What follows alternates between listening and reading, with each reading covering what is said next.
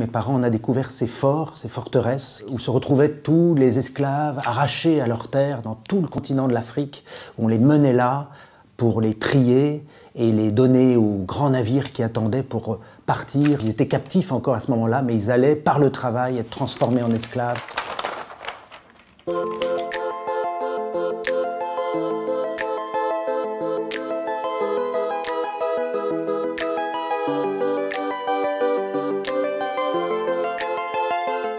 Alma, c'est l'histoire d'une jeune fille de 12 ou 13 ans qui va quitter la vallée de son enfance et se retrouver dans le tourbillon de l'Atlantique de la fin du XVIIIe siècle, et en particulier autour de la traite et de l'esclavage.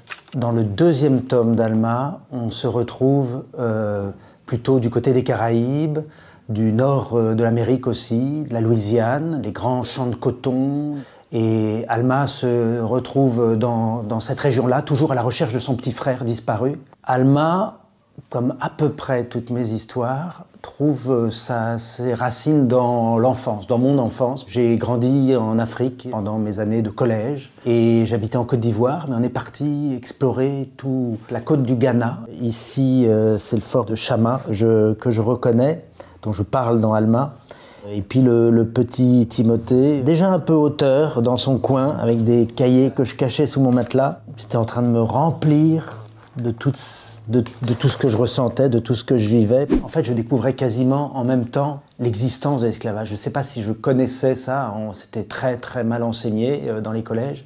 Très vite, je me suis mis à faire des exposés en classe sur ce sujet-là. J'avais envie d'être la caisse de résonance de ce choc-là et de le provoquer chez d'autres.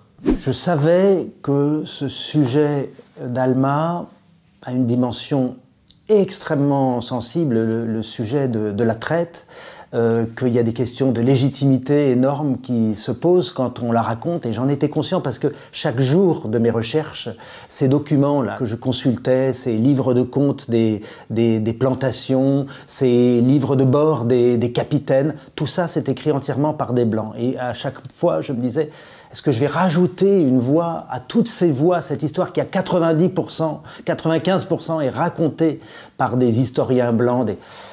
Et puis, voilà, il y a un moment, je ne pouvais plus faire autrement que raconter cette histoire. Quand on a eu une rencontre avec un sujet, on ne peut pas demander à un autre de pousser le cri à notre place, parce que c'est comme un cri, l'écriture, et on doit le faire soi-même, s'y mettre. Et les doutes que je pouvais avoir sont devenus ma motivation pour travailler, chercher l'honnêteté, la justesse historique dans tout ce que je racontais.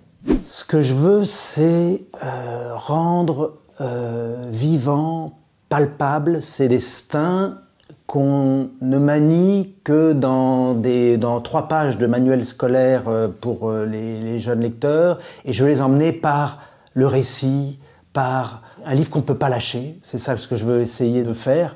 Je veux embarquer ceux qui ne se seraient pas embarqués si la fiction s'en emparait pas d'une manière ou d'une autre.